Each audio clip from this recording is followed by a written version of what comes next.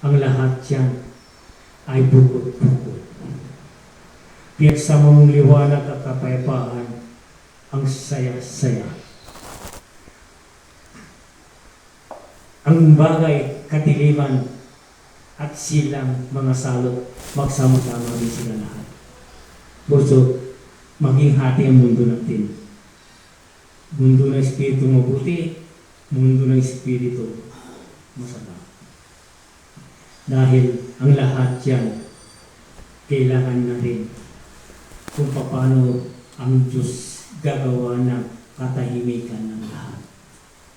Ang marami diyang kawawa, ang mga inosente. Dahil wala silang iniisip kung hindi pamilya nila lang. Pagdating na sa gabi, kung maraming mga bagay ng masasama dyan, gawa ng mga dilim, kawawa ang mga inosente, kawawa ang naglilingkod sa Diyos. Marami aksidente, marami anong bagay. Kaya kulang na lang tayo manalig sa Kanya. Kailangan natin si Lord. Lagi natin ay tatawagan. Para gagabayan tayo ng Lord, di tayo pababayaan ni Lord.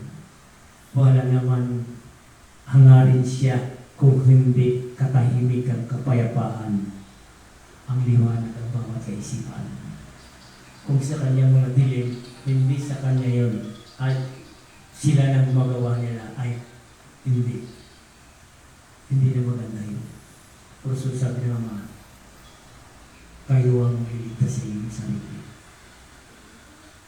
Dahil ano man ang bagay, kahalikas,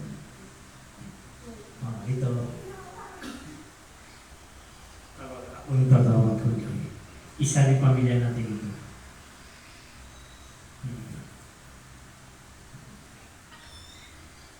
Hello, Joy. Hello. Magandang hapon naman. Yes.